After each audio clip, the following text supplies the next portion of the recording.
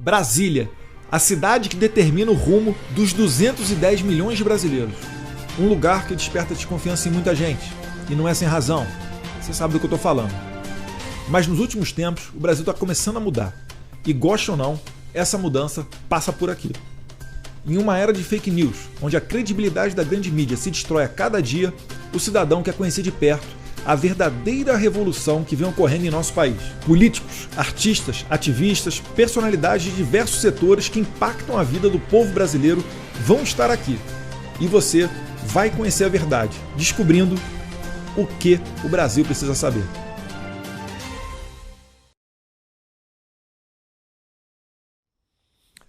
Fala pessoal, estamos aqui em mais um programa, O Brasil Precisa Saber, recebendo uma figura simpática, de um sorriso ameno, né? Alan dos Santos. Alan, como é que tá? Tudo bom? Eduardo.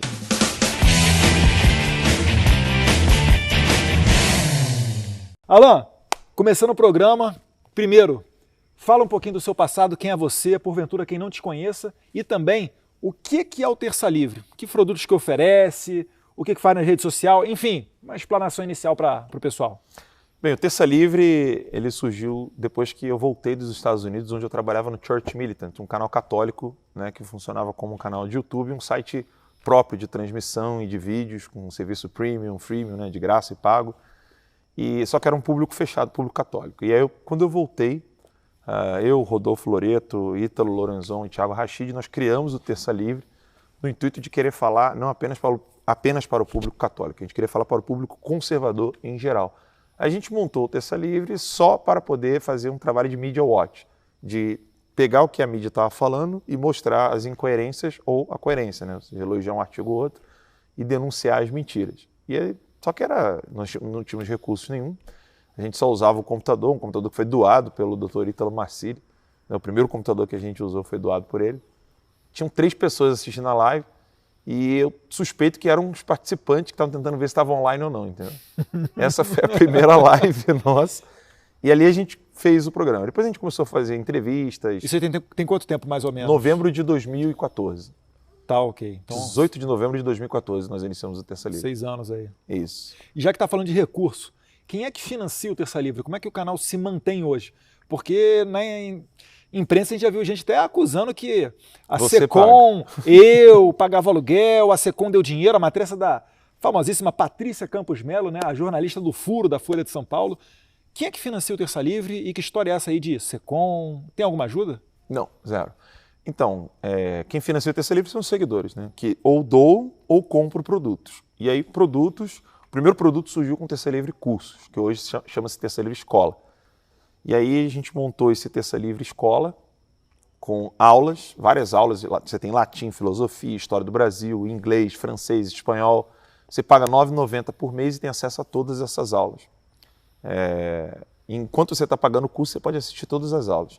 Depois do Terça Livre Cursos, nós montamos o Terça Livre Academia, né? O Terça Livre Academia já é mais nível superior. Então, nós colocamos lá filosofia do direito, teoria do Estado, retórica, lógica. Depois a gente criou a revista Terça Livre. A revista Terça Livre é uma revista digital online, revistatercalivre.com.br, onde você assina por R$ 9,90. Você assina por R$ 9,90 e tem matéria toda terça-feira. Tem toda terça-feira a gente tem a revista digital online, uma revista semanal. E depois da revista, nós montamos um curso avulso, que foi o Povo no Poder, mais sobre o trabalho de militância no terceiro setor. E agora a gente está com 2 produtos, né? Além eu esqueci da livraria, né?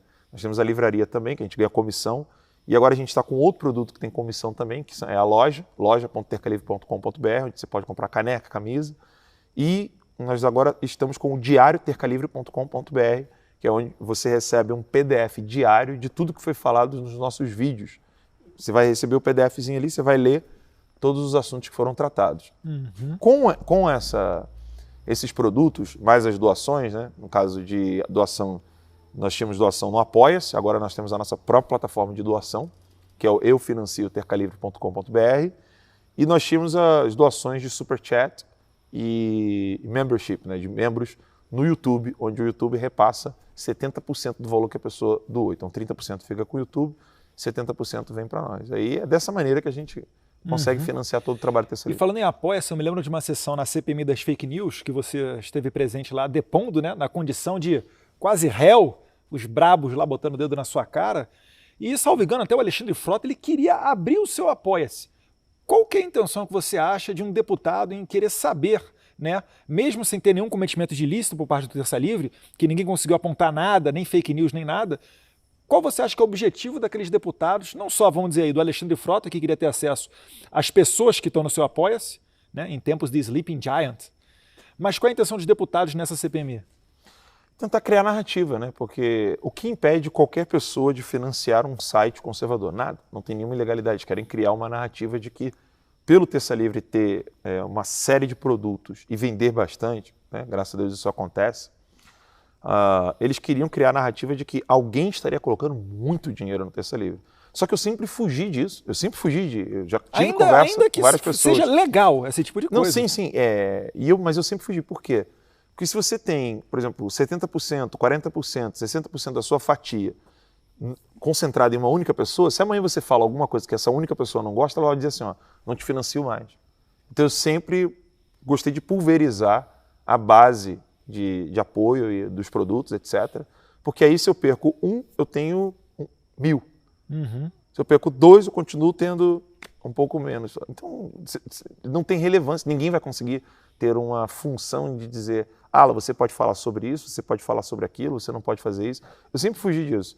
E o que eles querem fazer, uma vez que não encontraram nenhuma ilegalidade, é criar narrativas de que, você se diz uma pessoa que não recebe dinheiro da Secom, mas você recebe dinheiro do empresário XYZ, o que é absolutamente legal, né? Não tem nenhuma ilegalidade nisso, mas só para criar aquela narrativa. Então você é financiado pelo fulano. Né? É isso que eles querem. E essa matéria da Patrícia Campos Melo, né, ela deixou a entender, ela acusou frontalmente, né, que a Secom estaria financiando o Terça Livre. E ela utilizou o Google AdSense para chegar até lá. Como é que o Google faz essa distribuição da publicidade e quanto que você chegou a receber, se é que chegou a receber de alguma publicidade vinda da Secom através do Google? Então, nenhuma da Secom, né? O Google nos pagou pelo serviço, é como se fosse um serviço terceirizado. Pessoal, só abrir uma parênteses aqui, Secom, para quem não sabe, é a abreviatura de Secretaria de Comunicação do Governo. Isso. E aí, o que aconteceu? A Secom contratou uma agência para poder fazer a publicidade mais barata da reforma da Previdência, ou seja, por meio das redes sociais, vídeos no YouTube, etc., sites. E aí, essa agência paga o Google, qualquer pessoa pode fazer isso. Você vai lá, paga o Google e diz que tipo de alvo você quer para as suas propagandas. Então, tag, título, palavras utilizadas nos vídeos. Você escolhe ali o que você quer para poder filtrar e o Google começar a inserir a publicidade nesses sites ou nesses vídeos. Na campanha, por exemplo, do seu pai, eu tinha publicidade do PSDB lá, eu esqueci o nome dele, ele é tão defunto, o Alckmin, isso. O Alckmin botou publicidade no Terça Livre. As pessoas tinham... Tentando atingir um público mais conservador, provavelmente. Exato. Ele deve ter colocado lá, público conservador, de direita, etc. Então, nem o Google vai saber detalhadamente, assim. Detalhadamente sabe, mas ele vai lá, pega e coloca ali. Foram 1.440 e alguma coisa inserções comerciais no Terça Livre. 5 cliques, num total de R$ 4,28. Então, tudo somado, R$ 4,00, é isso? R$ 4,28.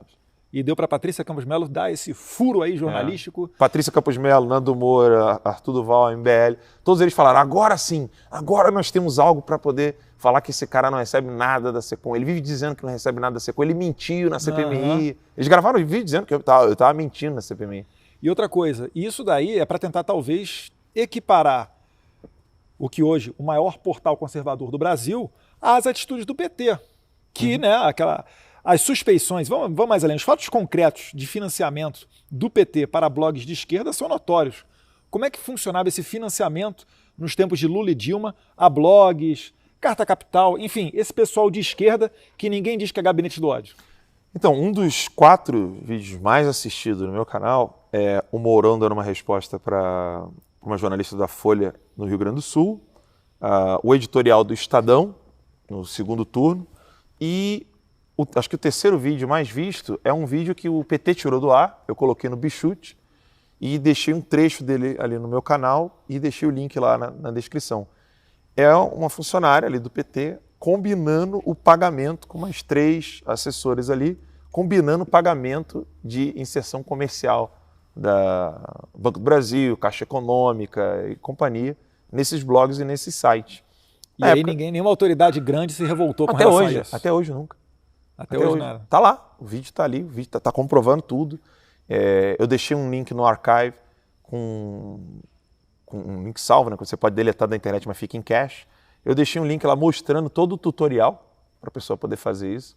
Eles faziam isso e acham que nós fazemos também, entendeu? Ou seja, não é porque eu acredito, não é porque eu gosto, não é porque eu quero que o conservadorismo esteja governando o Brasil. É porque eles acham que é porque tem alguém pagando e pronto, ponto final. Entendi. Eles acham que é tudo uma rede arquitetada, insuflada com dinheiro público ou dinheiro de grandes magnatas, Sim. uma rede pré-ordenada para atacar e insultar, quando na verdade a gente sabe que quem faz o assassinato de reputação é exatamente a grande imprensa, né? Vale lembrar aquela matéria escandalosa do Globo tentando associar o presidente ao suposto assassino da vereadora Marielle Franco, Sim. que foi um total absurdo. O presidente abriu uma live, estava lá na Arábia Saudita de madrugada, teve que abrir uma live para responder à Globo, falar umas verdades. Isso para citar só um dos casos, tá? Sim. Vamos ficando por aqui, porque senão vai dominar o programa inteiro. Sim. Mas a gente tem mais coisas em comum do que apenas um sorriso bonito, né? Sua senhora também é gaúcha, né? Sim. E certa vez a gente se encontrou em Bento Gonçalves, na Serra Gaúcha, e aquele momento lá, salvo engano, tem 1 ou 2 anos, você morava lá, né? Lá no Rio Grande do Sul. Sim, morava em Por que Monticello. você veio morar aqui em Brasília? Então, vim morar em Brasília porque depois de perguntar para vários amigos o que eu poderia fazer diante das ameaças de morte que eu estava recebendo, onde que eu poderia ir? E as pessoas falaram assim, não, vai para Brasília que lá é mais seguro. Né? E eu descobri que eu estava sendo ameaçado de morte quando eu estava voltando do batizado da minha filha, com vários telefonemas de pessoas me perguntando se eu estava bem. Eu falei, não, tá tudo tranquilo. Não, porque você viu que teu nome está na Veja, de uma ameaça de morte. Era a entrevista, quem deu a entrevista foi aquele senador Duval. Marcos Duval. Marcos Duval. O senador Marcos Duval tinha sido ameaçado e como no caso dele é crime federal, a ameaça foi parar na Polícia Federal. Ameaçar jornalista não é crime federal. Então o meu caso foi para a Polícia Civil do Rio Grande do Sul e como eu vim para cá, foi para a Polícia Civil daqui. O máximo que a Polícia Civil conseguiu fazer aqui foi a autorização do governo suíço para poder liberar de quem era o perfil do e-mail que estava me ameaçando.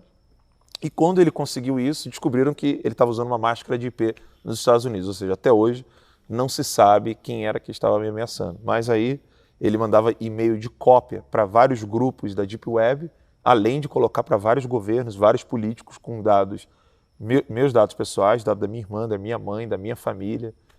E alguma imprensa chegou a divulgar o seu endereço ou eles prestaram apoio a você? Ninguém prestou apoio e a Bela Megali do Globo, numa ação judicial que eu e o professor Olavo e outras pessoas ingressaram contra o Estadão, por causa daquela lista, né?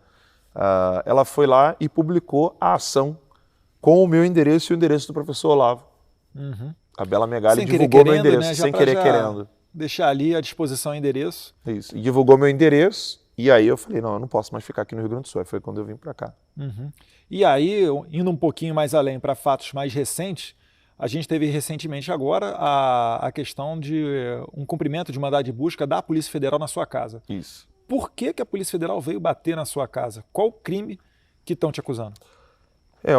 O inquérito das fake news, né, do Dias Toffoli, que depois ele colocou o Alexandre de Moraes à frente, é um inquérito inconstitucional. Essas palavras não são minhas, são do doutor Modesto Carvalhosa. Nesse inquérito, ele diz, segundo a própria portaria do STF, ele só poderia ocorrer nas dependências do STF. Parece que aqui é dependência do STF, no Brasil inteiro virou dependência do STF. E aí, nesse inquérito, ele investiga quem está ameaçando a vida dos ministros da Suprema Corte. Eu só fico rindo da cara deles, e vou continuar rindo, né? Mas isso para eles é uma ameaça enorme. Deve ser do Leblon, entendeu? Deve ser aqueles meninos que trazia a bola da pênalti, quando estava todo mundo jogando bola de dente de leite na rua. É um menino mimado, Alexandre de Moraes. E aí ele mandou a Polícia Federal vir na minha casa, fazer busca e apreensão. Tem um mandado aí? Deixa eu mostrar aqui.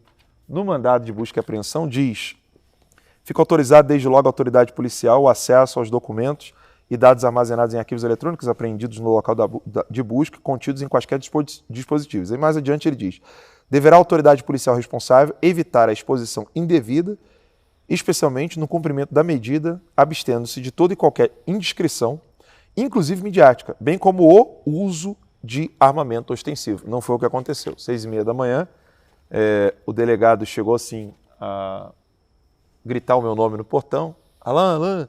Aí eu virei para minha esposa e falei assim, tem alguém chamando no portão. Era muito cedo. Aí eu fui lá. Quando eu estava saindo ali para chegar na sala, 2 policiais federais com a pistola destravada apontando para mim e para minha esposa. Minha esposa grávida de 9 meses com a TT, a minha filha mais nova no colo, e o Tomás, que é o meu filho mais velho, atrás de mim. Dizendo mãos para o alto. Né? Foi assim que eu recebi a Polícia Federal na minha casa.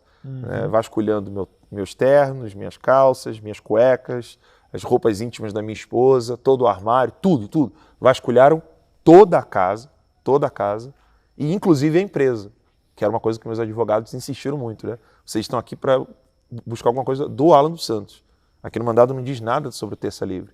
E eles vieram aqui, tanto é que o delegado compreendeu isso, não levou alguns computadores da empresa, mas levou o computador da edição, né, de quem edita os vídeos da empresa, que não tem nada a ver comigo. Né? Então, assim, foi dessa maneira que a Polícia Federal veio na minha casa. Inclusive, ficou vergonhoso para os policiais federais, porque eles chegaram e encontraram o caderno do Sindicato da Polícia Federal do Rio Grande do Sul. E o que tem dentro desse caderno? Meu bloco de anotação. E você também disse que os policiais encontraram um outro material comunista e estavam achando inicialmente que era seu, né? Teve um policial que encontrou umas anotações minhas sobre um livro do Stalin sobre estratégia e tática. Ele olhou aquilo, ficou assustado, né, porque estava muito bem feita a estratégia e tática. Virou para o delegado e falou assim, olha aqui, delegado, isso aqui pode ser algo do seu interesse. E aí a outra policial federal pegou, digitou o texto no Google, viu que era um texto do Stalin. Ela falou assim, isso aqui é um texto do Stalin. Mas o engraçado é que é o seguinte, você falou que o policial se impressionou e falou, olha, de repente isso aqui é prova de alguma coisa, uma estratégia de domínio, golpe, de poder, etc, etc. Mas mal sabe ele que é exatamente isso que vocês combatem. E foi isso que eu falei para ele. Eu falei assim, vocês estão vendo aí que nós estamos conhecendo os nossos inimigos. Né? E eu espero que vocês um dia conheçam os inimigos. Vocês estão na casa do inimigo errado. Vocês estão na casa errada. Eu falava isso o tempo todo. Vocês estão na casa errada. É vergonhoso o que está acontecendo aqui hoje. A gente sabe que não é a Polícia Federal que determina os locais para o cumprimento de mandados, né? Esses mandados foram expedidos pelo ministro Alexandre de Moraes, mas fica a esperança, né? Quem sabe os colegas da Polícia Federal venham a se matricular no Terça Livre e saber exatamente contra o que a gente está lutando, que aí certamente com esse esclarecimento eles vão perceber que a gente está aqui do lado da liberdade, das coisas certas, da democracia, e não o contrário, como ficam acusando, né, o tempo inteiro. Falando nesses tempos de liberdades, você acredita que há um plano para reduzir as liberdades de expressão, a liberdade que nós temos atualmente na internet? Totalmente. Existe uma tentativa de calar aqueles que estão roubando a cena. Né? O advento da internet tirou o poder que a grande mídia, né, que nem grande mais é, porque ela perde na audiência todos os dias. Por exemplo, a CNN todos os dias perde para o Terça Livre. Jovem Pan eu já nem coloco mais. Na internet. No YouTube. Então, no YouTube, quando o Terça Livre está ao vivo, começou o Boletim da Noite ou começou o Boletim da Manhã, nós batemos a Jovem Pan e batemos a CNN. É tipo, vamos entre aspas aqui, o Jornal Nacional da internet. E aí, qual é a maneira de poder calar essas pessoas? Né? Acabar com a liberdade delas. Porque vamos acabar com o financiamento. Mas eu não vivo da Secom como eles. Eu não vivo do Banco do Brasil como eles. Eu não vivo da Caixa como eles. Eu não vivo dos grandes empresários, para você chegar para um grande empresário e falar assim, olha, se você continuar colocando a sua publicidade lá, nós iremos acabar com você. Não, eu vivo dos meus produtos. Então qual é a única maneira? Vamos silenciar, vamos acabar. Nós não temos o First Amendment no Brasil, né? Como a Constituição Americana, a primeira emenda da Constituição Americana, que é a liberdade. Nós não temos na nossa Constituição isso. Então vamos acabar com a liberdade dessas pessoas. E isso está acontecendo porque há um movimento no mundo inteiro, né, onde as pessoas estão, onde elas têm influência, né, no caso nos locais de voto, né, onde elas têm interferência direta, está acontecendo uma mudança que nasce do povo e termina na estrutura, termina na burocracia. Como no judiciário você não pode mudar por meio de voto aqui no Brasil, o que está acontecendo? A única maneira de calar essas pessoas, né, é realmente por via judiciária. Então agora nós vamos criar o crime de fake news. A Lídice da Mata já chegou a dizer no jornal no Fantástico que muita gente não sabe ainda o que é fake news e que ela vai descobrir o que é fake news, mas ela quer criminalizar. Ela nem sabe o que é, mas quer criminalizar. Sim. Talvez ela vá fazer uma definição dizendo que é a propagação de notícias por canais conservadores.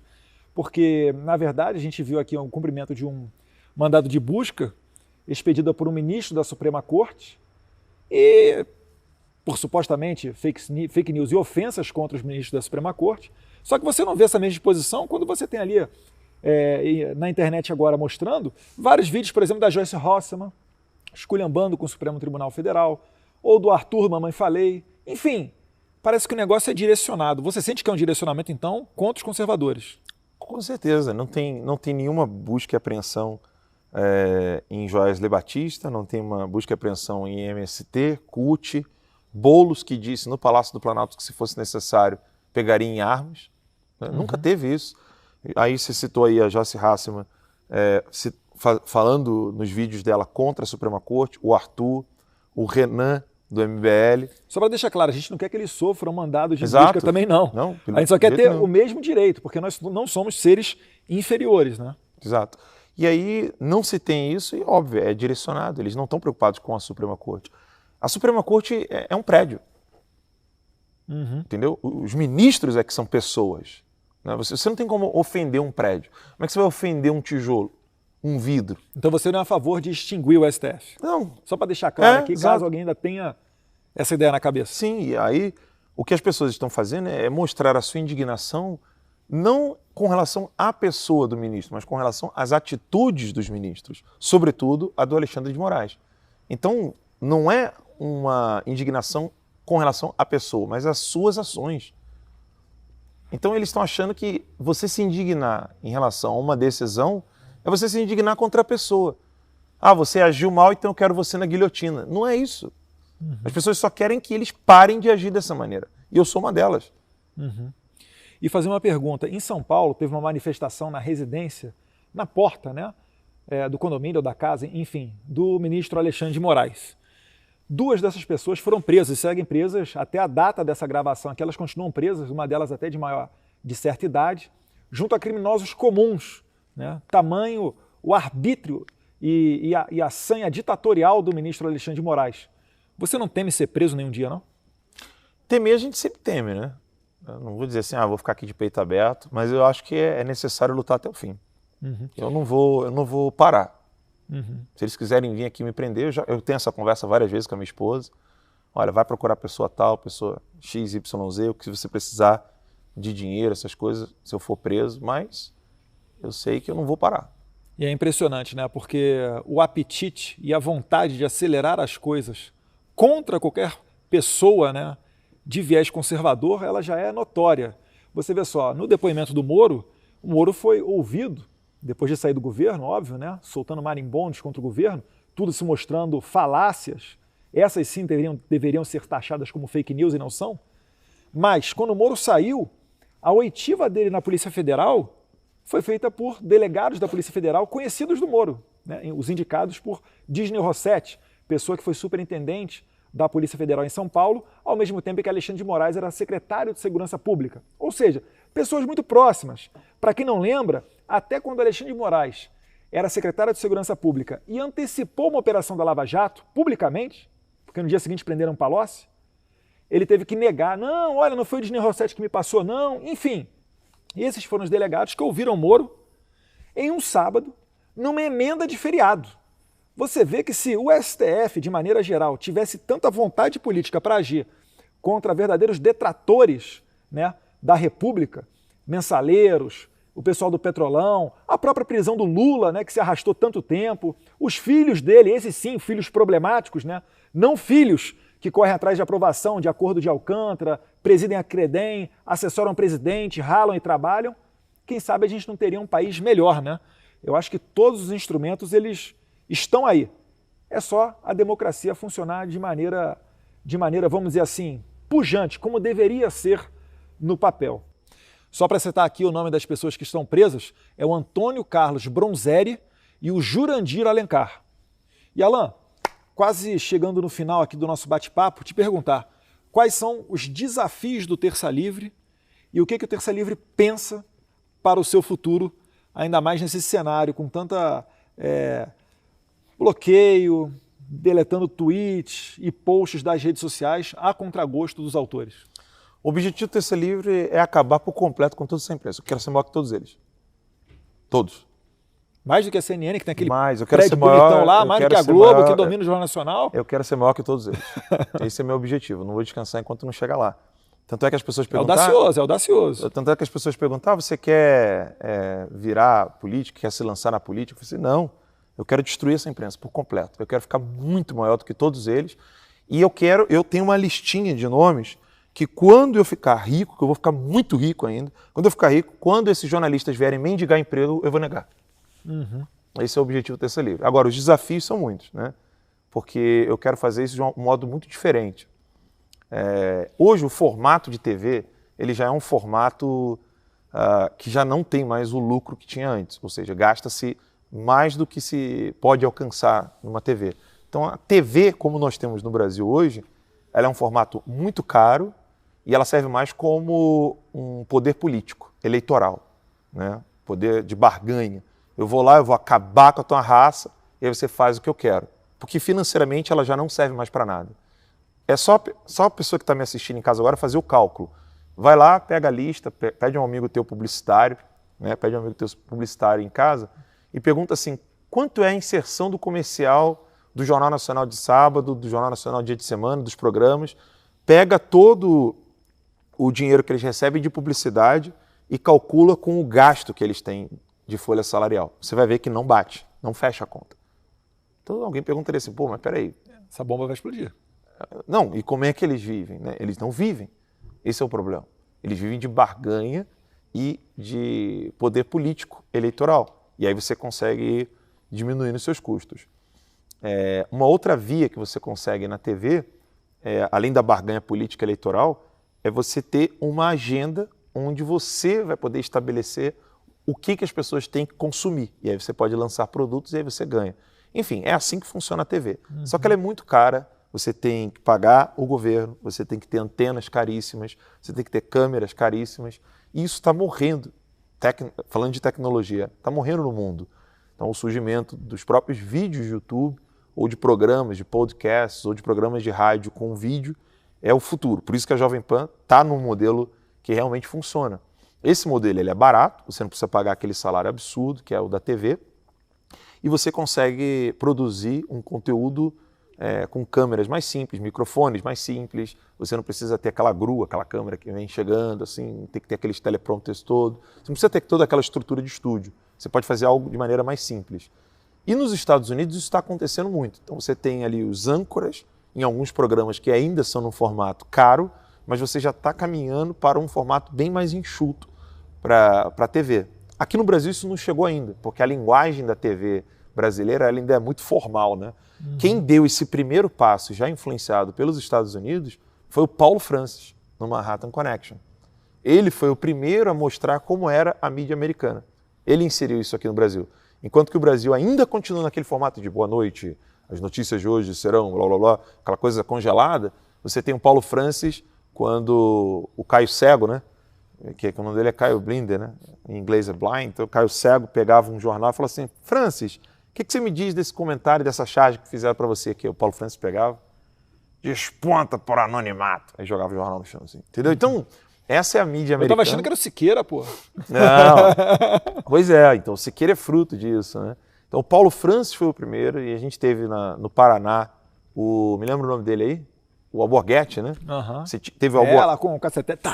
Isso, aí o Ratinho. O Ratinho. Então, esse modelo já era o modelo da TV americana, que é muito mais solto, muito mais escrachado e identifica mais com o povão e tal, né? Mais transparente. Não precisa ser escrachado, zoeira assim. Você podia ter uma análise política, filosófica, mas você não cortava o né, entendeu? Você tem todo um desenvolvimento muito mais transparente, menos cortes, entendeu? Esse modelo é o que funciona. Nesse modelo é o meu desafio hoje, porque eu quero encontrar pessoas que são competentes, porque é aí que está o pulo do gato. Qual é a diferença, por exemplo, de um Augusto Nunes, um Alexandre Garcia, um Guilherme Fiuza, para qualquer jornalista que está hoje na Globo ou na Band? Esses caras sem um teleprompter lá, eles não são ninguém. Aí o que acontece? Quando o cara sai de lá e vai para o YouTube, ele não cresce. Porque ele não tem conteúdo.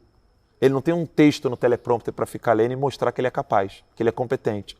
Então esse modelo, as pessoas gostam não só porque ele é mais transparente, mas é porque aí é a hora da verdade. Você está sem folhinha de papel, sem consulta, e eu quero saber o quanto que você conhece.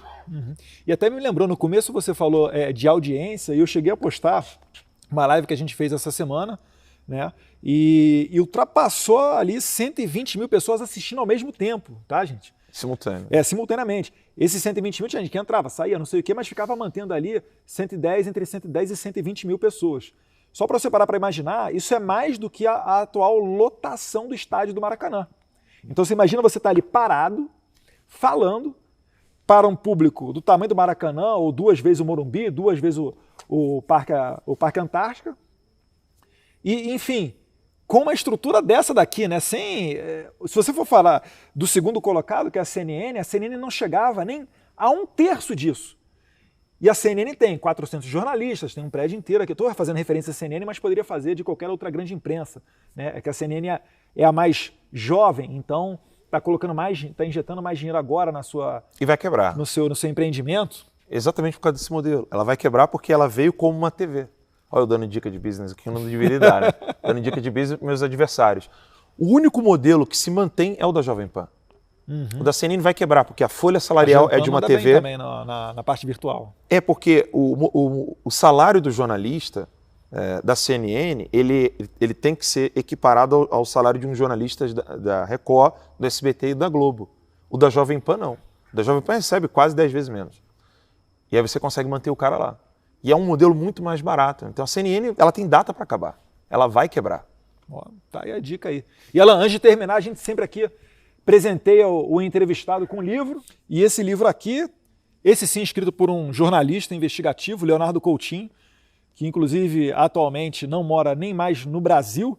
Eu acredito até que é por uma questão de segurança dele, porque ele fez um raio-x muito bem feito, identificando aqui redes terroristas, a questão do armamento na Venezuela e tudo o que aconteceu lá até chegar nos dias atuais, né, onde você não tem mais imprensa livre, liberdade de expressão e já quase 15% da população venezuelana já teve que deixar o país. Ou quem está lá está sofrendo perseguição, ou está quieto, ou está morrendo de fome, enfim. Um livro excelente, não sei se conhece. Conhece? Conheço. Te dá aqui para você. Se puder falar um pouquinho então do livro ou do Leonardo Coutinho. O Leonardo Coutinho é um jornalista sensacional, muito corajoso, muito audacioso, né, preocupado com a crise que o jornalismo vive hoje. Conversamos, inclusive, nos Estados Unidos, é uma oportunidade que eu tive quando lá estive. E está faltando jornalista como o Leonardo Coutinho, né? No Brasil, hoje, nós não temos nenhuma crítica a nada, a não ser à direita conservadora. Ninguém mais hoje critica qualquer atitude do MST, ninguém mais critica qualquer atitude de grupos paraterroristas, ou paramilitares ou grupos terroristas. Ninguém critica que o MST criou um fundo de investimento e faturou 1 milhão de reais com empresários. Ninguém critica mais nada. Empresários do MST, o que esses caras têm na cabeça? Eles criaram um fundo. Meu Deus do céu. Criaram um fundo de investimento. Então, assim, ninguém mais critica nenhuma dessas ações do Hamas, do Hezbollah, do PCC. Ninguém mais critica o PCC, eu não estou vendo ninguém criticar o PCC no Brasil. Então, não existe mais essa crítica ao crime organizado, aos poderes, esses poderes que são tenebrosos, né, que acabam destruindo a democracia e a república. E hoje a direita é o maior perigo que existe no Brasil. E o Leonardo Coutinho aponta aqui uma das coisas que pode ser o nosso futuro, né? Infelizmente, se a gente não vigiar, nós podemos chegar onde chegou a Venezuela. Né? Porque foi assim que eles começaram lá, prendendo uma pessoa aqui, prendendo uma pessoa ali, mandando a polícia fazer busca e apreensão e daqui a pouco manda matar. Né? Que foi assim que fizeram com Oscar Pérez. E tentaram fazer com meu pai, inclusive. Exato, que tentaram. Então, pessoal, tá aqui, ó. Hugo Chávez, O Espectro, excelente leitura para você entender um pouquinho melhor das liberdades, como é que se forma um sistema ditatorial estudando a história, para que ela não se repita, talvez, aqui no nosso Brasil. Então, tá aí. Obrigado. Alan. E, Alan, para finalizar, Qual o recado que você deixa para as nossas queridas tias do Zap ou quem porventura tenha medo de ser o próximo a sofrer um mandado de busca sem pé nem cabeça como esse, baseado numa fake news que sequer definição tem? Quem não deve não teme, mas é óbvio que a força policial ela causa um pouco de medo. Não adianta falar, olha, não fica com medo porque não vai acontecer nada. O medo vai vir, mas você tem que lembrar que sem coragem você não vai ter esse Brasil que nós estamos vivendo. Nem resquício dele. Se você não lutar, nós iremos entregar o Brasil na mão dos inimigos, na mão dos adversários. Existem dois grupos hoje no Brasil. Dois grupos que não podem conviver um com o outro. O grupo do crime, da corrupção, e o grupo que defende valores morais, princípios e fé, né? A fé cristã. Então não desanime, né? As dificuldades são muitas, mas Deus está olhando para o Brasil. Se Ele não estivesse olhando para o nosso país, se Ele não estivesse olhando para aquela mãe que derrama aquela lágrima à noite ao dobrar os seus joelhos pedindo para o filho dela sair do narcotráfico, se Deus não estivesse olhando para essa mulher, nós jamais conseguiríamos o que nós estamos avançando no Brasil hoje, né? Obtendo no Brasil. Então hoje nós conseguimos ter um Congresso um pouco diferente do que era antes. A gente pode também ter governadores diferentes do que nós temos hoje.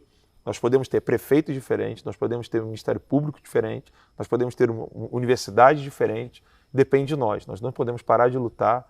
Um país onde nós recebemos como pátria, é a nossa língua, é a nossa nação. Nós não podemos entregar esse país aos nossos filhos e netos da maneira que recebemos. Devemos lutar até o fim e Deus há de nos recompensar por isso. E vamos deixar o mundo melhor para a TT, para o Tomás, para a Geórgia também. Beleza. Obrigado, Alan. Valeu, obrigado. Um abraço. Isso aí, pessoal. Finalizando aqui com Alan dos Santos, do Terça Livre. Quem puder, segue lá o Alan nas redes sociais, segue o Terça Livre. Se você se interessou por esse bate-papo, recomendo os cursos do Terça Livre também, até porque a gente sabe que eles aqui não sobrevivem de dinheiro público, sobrevivem do trabalho deles, que, por sinal, o público está aprovando, vide aí a audiência nas redes sociais, né? Então, um abraço, pessoal, fique com Deus e até o próximo O Brasil Precisa Saber.